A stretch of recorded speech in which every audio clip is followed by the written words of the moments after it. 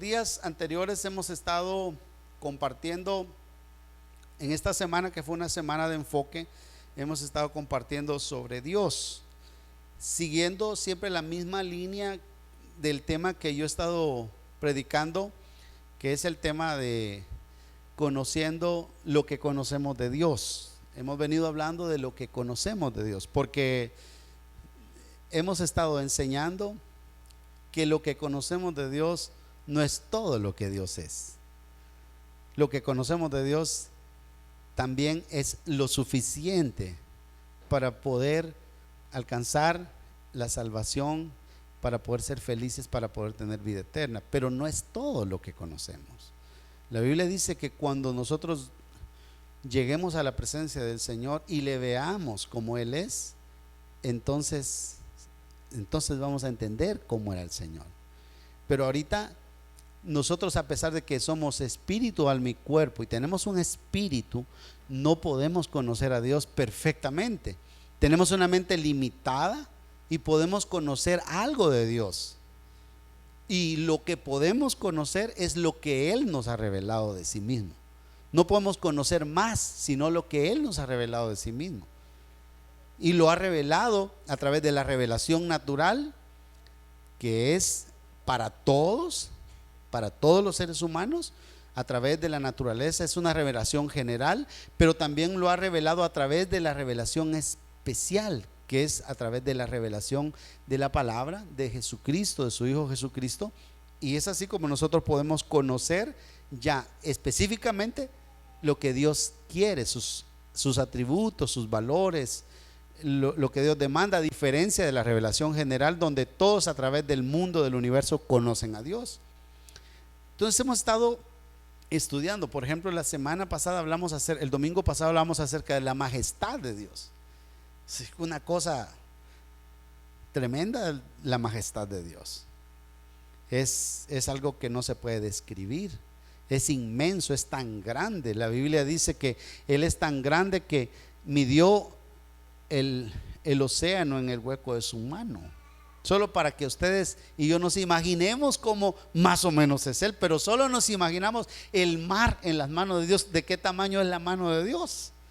Si uno se imagina eso, quiere imaginárselo con la mente, entonces dice no se puede.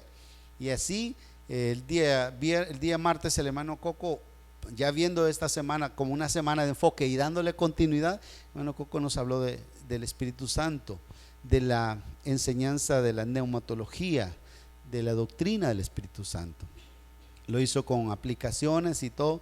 Luego el hermano Medardo habló acerca de Jesucristo el día viernes. Habló de los estados y oficios de Jesucristo, y hoy, este día, yo quiero hablar de la triunidad. De la triunidad. Entonces el tema de la triunidad es un tema bien complicado.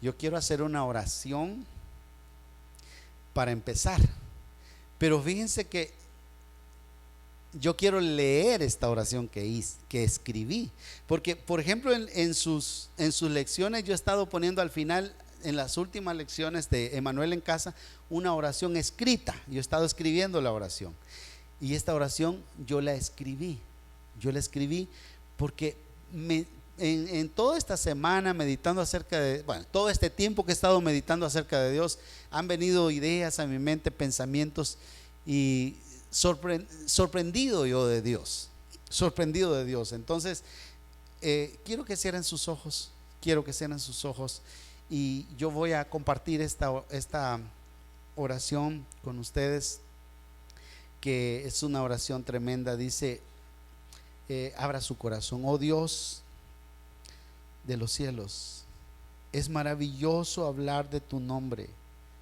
Sin embargo, cuando tratamos de hablar, empezamos a pisar suelo santo, y eso nos produce una gran reverencia. Qué pobres parecen nuestras palabras, y qué torpe nuestro pensamiento cuando consideramos el temible misterio de la divinidad una y trina. Ante esta grandeza nos tenemos que poner la mano sobre la boca y dar un gloria a Dios profundo. Padre, reconocemos nuestra pequeñez para comprender tan inmenso conocimiento. Pero nos acercamos a tu palabra hoy, no con presunción, sino con un profundo deseo de adoración y admiración ante tu incomprensibilidad, Dios único en tres personas. Te damos gracias y oramos, como dice tu palabra, al Padre en el nombre de Jesús, nuestro amado y bendito Salvador. Amén. Amén. Hermanos, voy a empezar esta mañana quebrando las reglas de la homilética.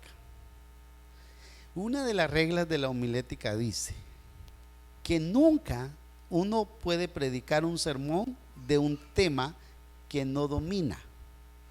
Bueno, en mis 26 años muchas veces he predicado temas que no domino, pero hoy este es el que menos domino. Entonces ustedes ya se quieren ir cuando escuchan eso, porque dicen, bueno, ¿y cómo nos va a predicar de algo que no sabe, de algo que no domina?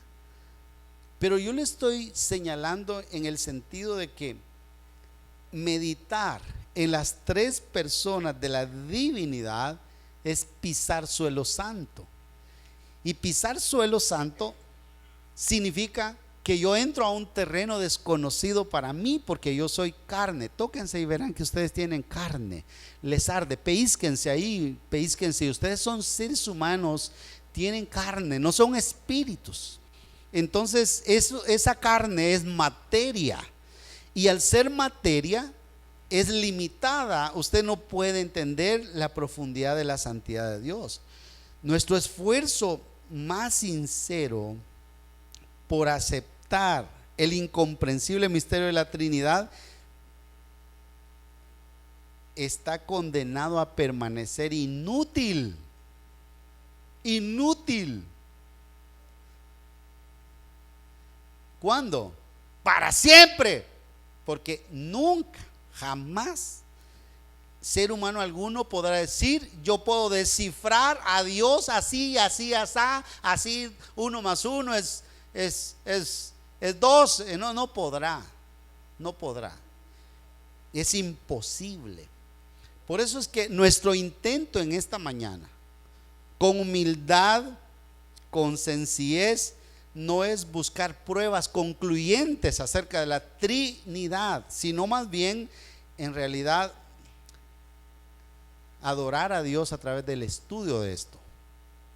Y quiero decir que alguien dijo, y tiene mucha lógica, mucho sentido, cuando dice alguien que buscar pruebas es dudar de lo que uno cree, y encontrar las pruebas de eso que uno duda es realmente tener una fe superflua, o una fe débil, una fe pequeña, una fe descriptible, una fe sencilla. Pero yo debo decirles esta mañana, debo aclararles que cuando hablamos de la Trinidad, y como la estoy presentando de algo sumamente inalcanzable, tampoco, oigan bien, tampoco estoy diciendo que la Trinidad es una confusión.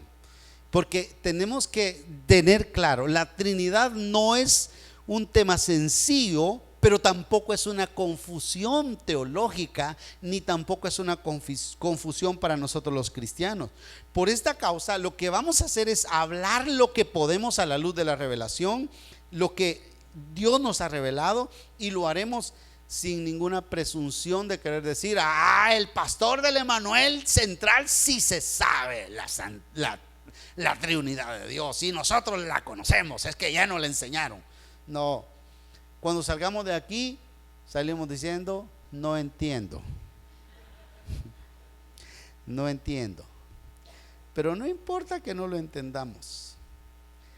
Y yo pensaba y le daba vueltas, porque siempre cuando nos dan un tema, o cuando nos enfrentamos a un tema tan amplio, tan vasto, donde se han escrito libros, donde la Biblia habla desde Génesis hasta Apocalipsis acerca de este tema, uno dice, ¿cómo hago? Porque uno como predicador se pone a pensar, ok, aquí tenemos teólogos, filósofos, analistas, políticos, tenemos de todo, pero también tenemos hermanos preciosos con ciertas limitantes para entender algunas cosas, ¿sí? Entonces, ¿cómo le puedo hablar a la hermana Carmelita? Hoy no vino la hermana Carmelita, ¿verdad? No vino la hermana Carmelita, pero ¿cómo le puedo hablar cosas astrales a la hermana Carmelita? Entonces uno como predicador tiene que encontrar un equilibrio para que entendamos todos de estos temas, y los que son muy letrados y muy conocidos, como los que no lo somos tanto. Entonces yo pensaba, ¿qué puedo hacer? ¿Qué puedo hacer para compartir con los hermanos una palabra que no sea una cosa astral? Y entonces vino a mi mente algo muy importante. Voy a hacerlo didácticamente. Voy a hacer preguntas y voy a contestar esas preguntas. Es como si ustedes me estuvieran preguntando y yo voy a tratar de contestar esas preguntas. Yo voy a imaginarme preguntas y las voy a tratar de contestar. Pueden haber 20 preguntas, 30 preguntas, pero yo voy a contestar 2 o 3 esta mañana. No se preocupen, 2 o 3 no más, para que no se me cansen. Primera pregunta: ¿es correcto rechazar la Trinidad por el hecho de que yo no tengo la capacidad de comprenderla perfectamente? Pastor, pero es que yo no entiendo. Como no entiendo, entonces mejor no la creo, entonces mejor rechazo. Bueno, al contrario, yo quiero decir, la respuesta concluyente al inicio de responderla es al contrario. Si yo no entiendo la enseñanza del Dios Trino, si yo no entiendo la Trinidad, si no la entiendo, eso me debe servir, en vez de negarla, me debe servir para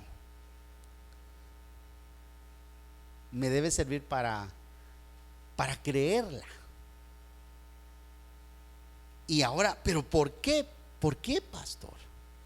¿Por qué, pastor? Número uno, porque el no entender la doctrina de la Trinidad, o el no entender esa parte que nos presenta la Biblia de un Dios que es tres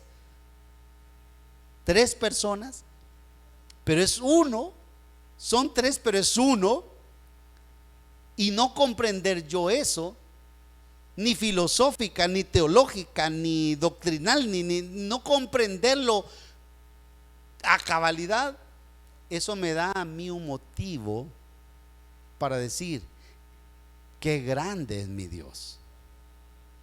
Eso marca una separación entre el Dios que yo adoro y el Dios que adoran los panteístas, o los que tienen ídolos de todo tipo, porque ellos tienen ídolos, ellos tienen montones de ídolos.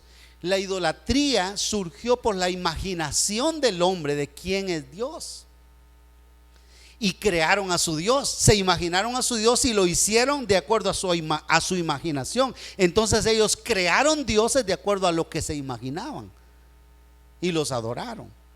Pero yo no tengo la capacidad, y esperaría que ustedes tampoco tengan la capacidad, de describir al Dios que nosotros adoramos. Y el no entenderlo me sirve a mí como un motivo de adoración, porque no es alguien a quien yo pueda decir: aquí empieza y aquí termina. Simplemente Dios es indescriptible, Dios es inenarrable, Dios es glorioso, Dios es grandioso. Le merece a Él que nosotros le admiremos, ¿sí o no, hermano? Miguel de Molinos dijo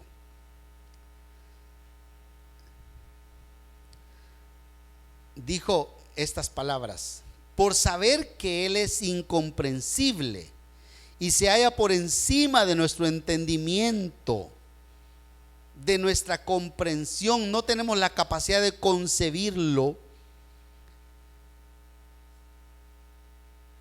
cualquier imagen y belleza de criatura según nuestro torpe entendimiento no tiene comparación. Como dijo Isaías, ¿a qué pues me compararéis? ¿O a qué me haréis semejante? Simplemente es incomprensible. No lo podemos comprender nunca, pero nunca, pero nunca. Y me gustó lo que dijo uno de los padres de la iglesia. Quiero explicar esto de qué son un padre de la iglesia. Primero quedaron los apóstoles, que eran los que quedaron después de Cristo, y los que siguieron a los apóstoles se llamaron padres de la iglesia, los padres de la iglesia. Estos no eran católicos, sino que eran cristianos, los padres de la iglesia, los que sustituyen o los que suplantan o los que quedan en lugar de, ¿cómo? O los que relevan, correcto, o los que relevan a los apóstoles. Y uno de estos padres de la iglesia dijo esto que me gustó muchísimo: creo que Cristo murió por mí porque es increíble. Creo que resucitó de entre los muertos porque es imposible. ¿Cómo usted dice? ¿Cómo es que Dios murió por mí? Que Cristo murió por mí. ¿Cómo? ¿Pero cómo? ¿Cómo ese Dios del cielo desciende y viene a la tierra y viene a morir por mí? ¿Cómo? Por mí, que nací en la Matepec. ¿Cómo? ¿Pero cómo? ¿Cómo es posible? ¿Cómo es posible? Pero también viene la otra, que él dice, y creo que resucitó porque es imposible. ¿Cómo alguien se va a levantar de la tumba? Yo lo creo. Entonces, ¿cuántos creen que Cristo murió por ustedes? ¿Cuántos lo entienden? ¿Cuántos creen que Cristo resucitó de entre los muertos? ¿Cuántos lo entienden? No, sencillamente no. No lo comprendemos, no lo entendemos, pero lo creemos y lo adoramos. De hecho, si Cristo no resucitó, vana es entonces nuestra predicación y estamos perdiendo el tiempo, dice el apóstol. Ahora, cuando nosotros pensamos en esto, damos un vistazo a la Biblia y nos damos cuenta que este es el común denominador de todos los hombres de la Biblia. ¿Cuál es el hombre, el padre de la fe? ¿Cómo se llama el padre de la fe? Abraham.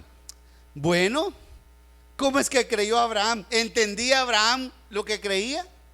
No lo entendía. Sencillamente esto es lo que él creyó. Contra toda evidencia él creía. Se mantuvo firme en la fe, dando la gloria al Dios que le hablaba, al Dios que le decía cosas, que le indicaba, pero que realmente no lo entendía. Esta fue la actitud de muchos hombres. Y otro padre de la iglesia que se llamaba Anselmo. Anselmo dice que se cree que es uno de los pensadores más elevados después de San Agustín, o Agustín de Hipona, que es otro de los padres de la iglesia tremendos y uno de los pensadores de la teología de la iglesia católica. Dice él que la fe debe preceder a todo esfuerzo de comprensión. O sea, si es fe, no se comprende, y si se comprende, no es fe. Es lo que está diciendo. Si es fe, no se comprende, y si se comprende, no es fe. Bueno, entonces por eso es que nosotros somos gente de fe. Dígale a su vecino: usted cree, hermano. Usted es hombre de fe, usted es una mujer de fe. Usted es un hombre o una mujer de fe. Ahora, no solo nosotros, sino cuando uno da un vistazo al mundo, a cómo el mundo se mueve, uno se da cuenta que el mundo también actúa y vive y cree y hace cosas por fe. Tanto los que somos cristianos como los que no somos cristianos. Todos lo hacemos en base a un pensamiento de fe. Vea, pensé en algunos ejemplos. Por ejemplo, imagínese usted a una persona que se sube a un avión.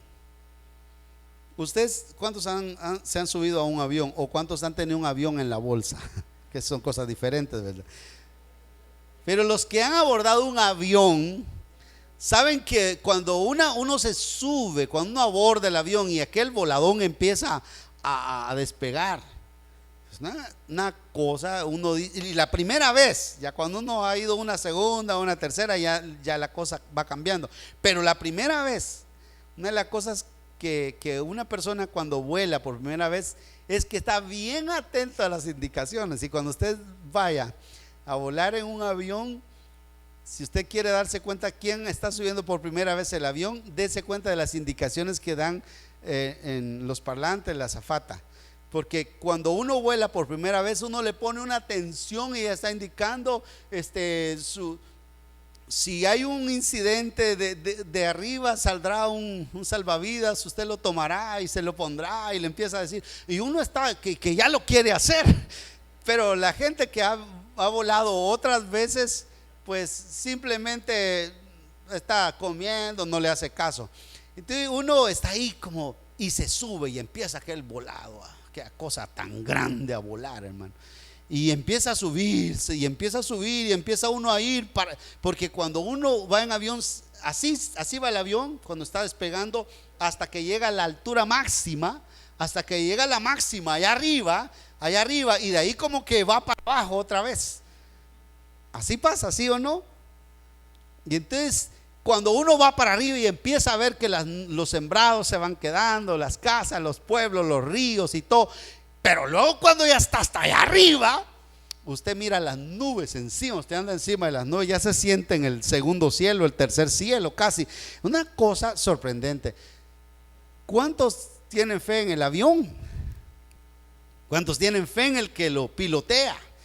No se sube aborda esos monstruos, esas cosas inmensas de hierro, porque tiene fe en cosas tan sencillas. Mire, otro ejemplo. ¿Cuántos de ustedes cuando abren el chorro y llenan su vaso para tomar agua, alguna vez, o será que solo soy yo el malo, alguna vez han dicho, y peor si allá en el nacimiento, allá en la pila hay un tacuacín muerto adentro del agua? ¿A cuántos les ha tocado pensar eso? Yo lo he pensado más de alguna vez, no sé si yo soy el morboso, pero uno no sabe lo que puede estar pasando allá. O si usted toma el agua cristal, usted dice, ahí sí está la seguridad de que estoy tomando agua buena. ¿Usted qué sabe si es agua? Cuando la estaba arreglando ahí, el muchacho le echó una escupida, un gargajo ahí, por lo menos solo por molestar. ¿Puede pasar o no puede pasar? No, hombre, usted me dice, eso no puede pasar, hermano, eso es imposible. Sí puede pasar. Sí puede pasar. Si hay gente, mire, esta semana escuché una noticia que por supuesto estaban bolos los tipos esos, pero estaban los dos hermanos chupando, estaban tomando y luego estaban tomando con las esposas. Y empezaron a discutir entre sí. El uno empezó a celar a su mujer con su hermano y empezaron a pelear. Y dice uno, cuando él se levantó contra mí, agarré el cuchillo y se lo metí hasta la cacha. Y él, lo entrevistaron. Era chapín, por cierto. Tengan cuidado con los chapines. Y entonces, y dice, y le metí el cuchillo hasta la cacha. Y de repente vi que se estaba muriendo el baboso. Así, ¿cómo no le va a echar un gargajito a su botella de agua? O cuando usted va a comprar comida, pues usted no sabe si ahí el perro comió ese día, comió en la olla de que estaban preparando, y usted, o un ratón o una cucaracha la molieron ahí. Este día va usted a almorzar cucaracha. Usted no sabe, pero usted come por fe.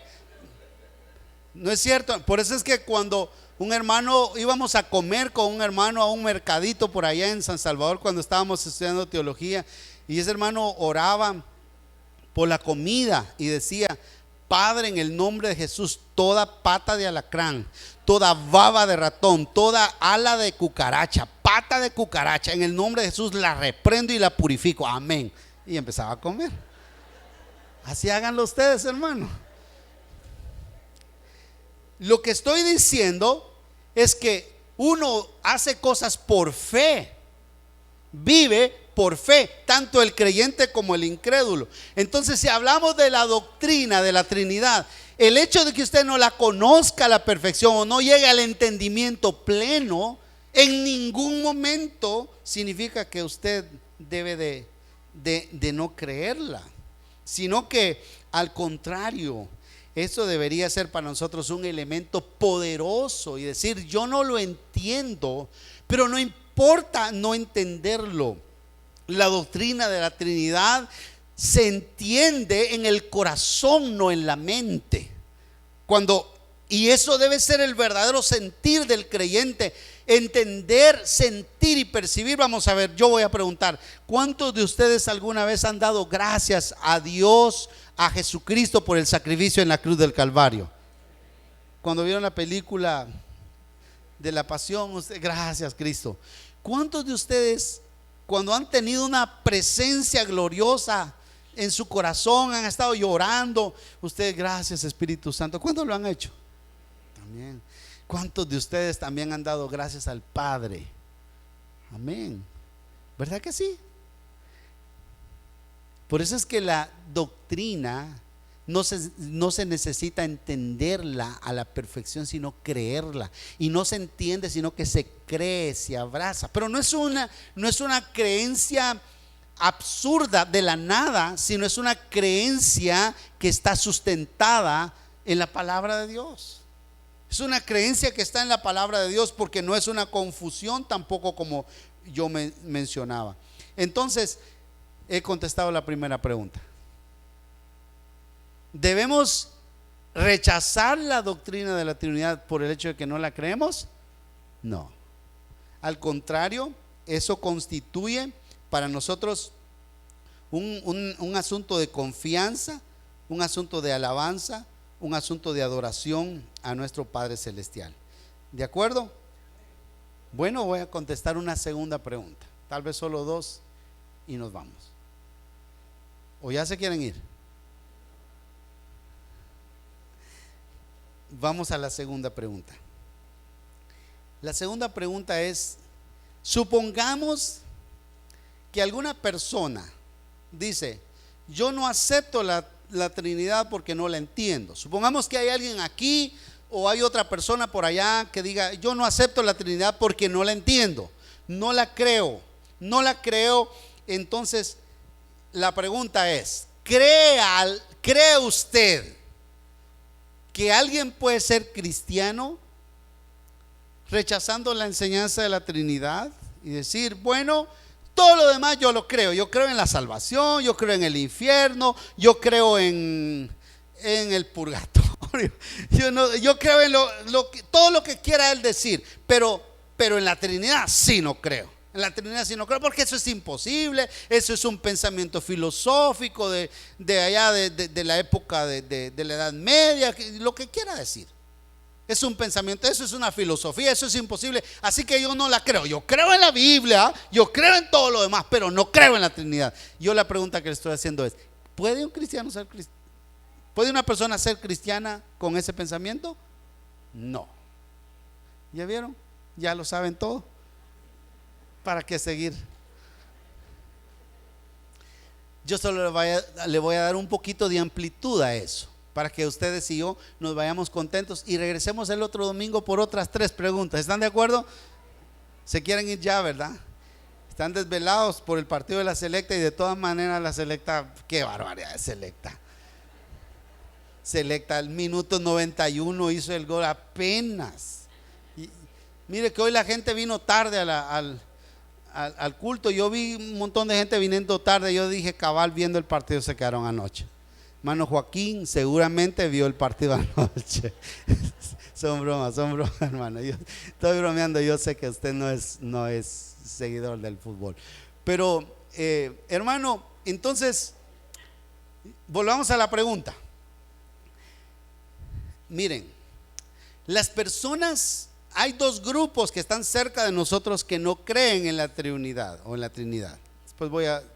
Después voy a mencionar ese nombre de Trinidad, porque hasta aquí solo he hablado de Trinidad. Ya lo viva.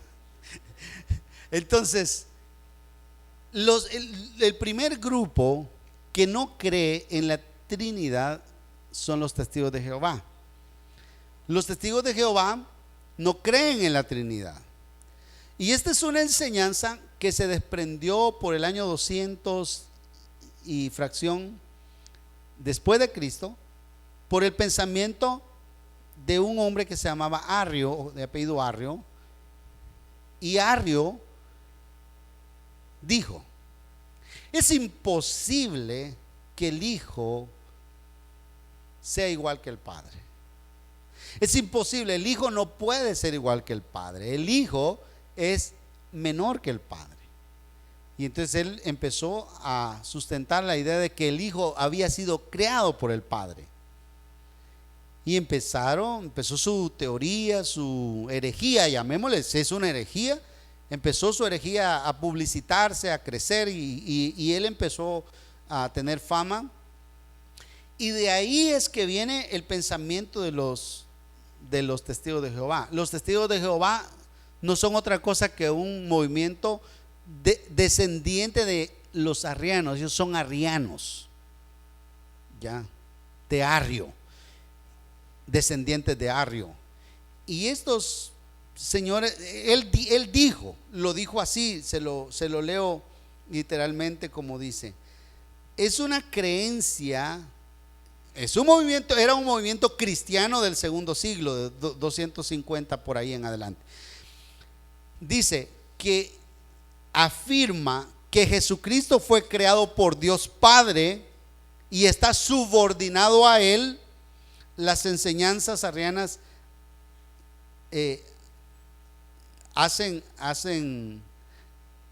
dan la idea de que Jesucristo es menor que el Padre, menor en sustancia, menor en naturaleza, y por supuesto si es creado. Entonces, quien es Cristo para ellos no es el Hijo de Dios, no es el que puede salvarnos de nuestros pecados. Seguramente ellos tienen otro sistema de salvación, que no es hablar ahorita de los testigos de Jehová, no ese es el tema, pero ellos tienen seguramente otro Cristo, o tienen otro sistema de salvación que el que la Biblia dice. Por eso ellos no pueden ser cristianos. Cuando usted mira a un testigo de Jehová tocando puertas, y que lo hacen, van por las calles enseñando, ellos no los admire lo que hacen, porque eso es lo que deberíamos hacer nosotros, desgraciadamente. Pero ellos están equivocadísimos, porque cuando ellos y también los de la fe en Jesús, los unitarios o los solo Jesús, estos también son otro grupo que no cree en la Trinidad o Trinidad. Entonces, cuando una persona no cree en la Trinidad, tiene problemas serios, pero serios, con todo el sistema de redención que la Biblia menciona.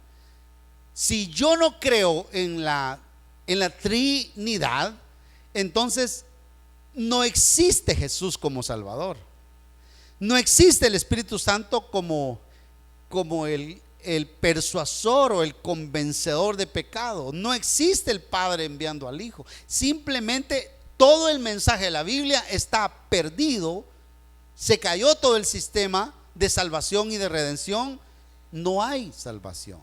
Entonces no es tan sencillo como decir: no, sí, los hermanitos de la fe en Jesús son mis hermanitos, ellos sí son mis hermanitos porque no creen en la Trinidad, pero son sus hermanos, pero no mis hermanos. Amén. Y somos concluyentes y categóricos esta mañana: no son hermanos ellos. Tienen una enseñanza herética, pero complicadísima, que los va a llevar seguramente con mucha tristeza al infierno. Los va a llevar al infierno. Entonces, la Biblia habla mucho acerca de la Trinidad, habla muchísimo acerca de la Trinidad, y eso es lo que yo voy a compartir la siguiente semana. Yo voy a compartir qué dice la Biblia sobre la Trinidad, por lo menos 3, 4 preguntas más. ¿Qué enseña? ¿Por qué decimos que el Padre, el Hijo y el Espíritu Santo son iguales? ¿Qué dice la Biblia? Y pasajes como, por ejemplo, el pasaje, el estudio sobre la unidad. Esa es una pregunta. ¿Dios es uno y trino a la vez? Porque la Biblia dice: Jehová nuestro Dios, Jehová uno es. ¿Sí? Entonces es uno. La Biblia enseña de la unidad y enseña de la triunidad. Y fíjense que Deuteronomio 6:4, que es el versículo, el Shema, los judíos lo mencionan, es una de las oraciones más importantes de los judíos. El Shema es: oye Israel, Jehová nuestro Dios, Jehová uno es. Este es un pasaje que usan los unitarios, o los que no creen en la Trinidad, como un pasaje para decir: ya vio, Jehová uno es. Nosotros como cristianos estamos totalmente de acuerdo que la Biblia enseña acerca de la unidad de Dios. Dios es uno, ¿están de acuerdo? Dios es uno.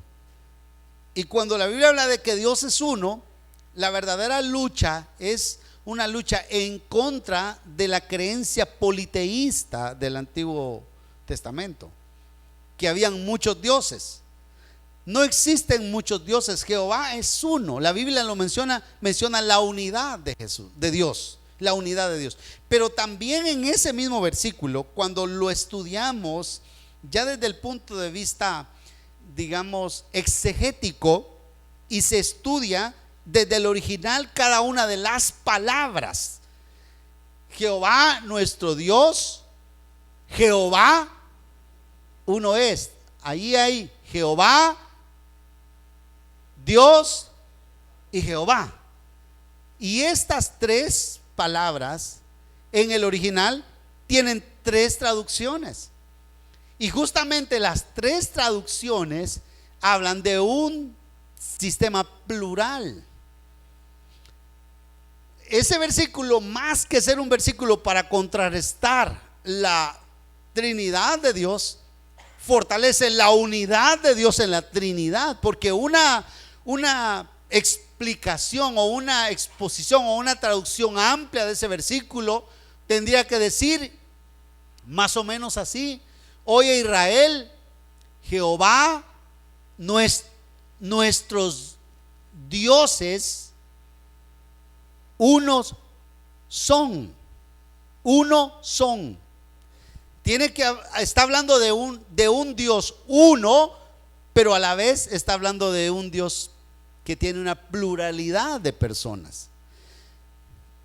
Y vamos a la Biblia, y por toda la Biblia encontramos, por ejemplo, en Génesis 1:1, ¿qué dice Génesis 1:1? En el principio creó Dios los cielos y la tierra. En el principio, dejémoslo ahí, hermano, en el 1.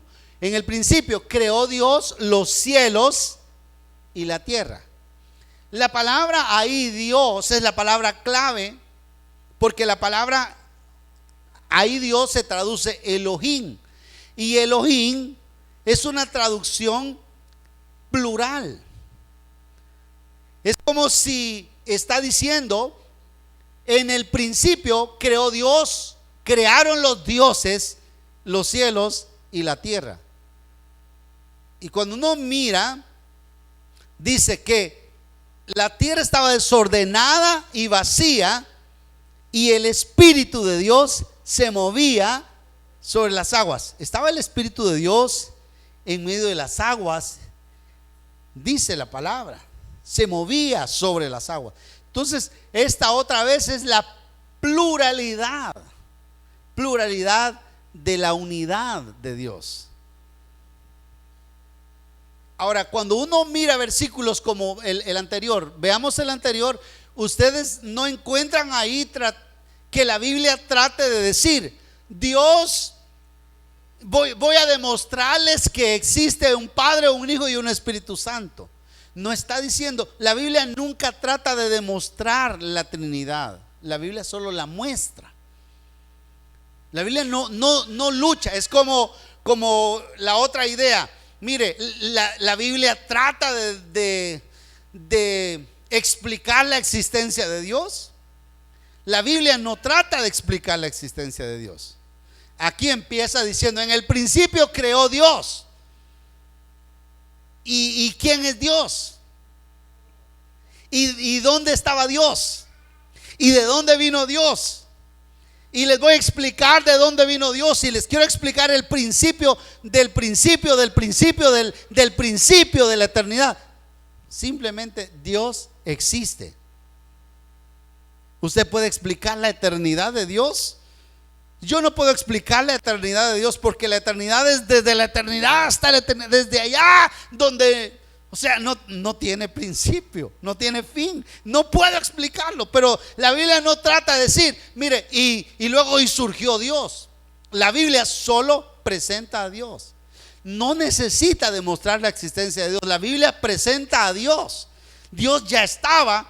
Lo que nosotros vemos en la Biblia es una revelación al alcance de los seres humanos. Es una revelación para que nosotros podamos más o menos entender, más o menos comprender y entender y comprender lo que necesitamos comprender. Usted no necesita ir más allá, ni filosofar, ni nada. ¿Cuántos creen que Dios envió a su Hijo a morir en la cruz? ¿Cuántos creen en el Espíritu Santo? ¿Lo han sentido? Sin explicarlo. Sin explicarlo. Pero así es la Biblia. Entonces, vamos a hablar la otra semana un poquito más acerca de eso. Pero yo quiero hoy terminar de verdad diciendo que no necesitamos comprender a perfección, pero tampoco nuestra comprensión es una comprensión absurda ni débil, sino que nuestra comprensión se desprende de la revelación. Lo que conocemos de Dios, lo conocemos porque Él nos lo quiso enseñar, porque Él nos lo ha enseñado. ¿Alaban a Dios, hermanos? Conocemos a Dios porque Él nos lo ha enseñado. Cierre sus ojos y adoramos al Dios Todopoderoso, al Dios de los cielos.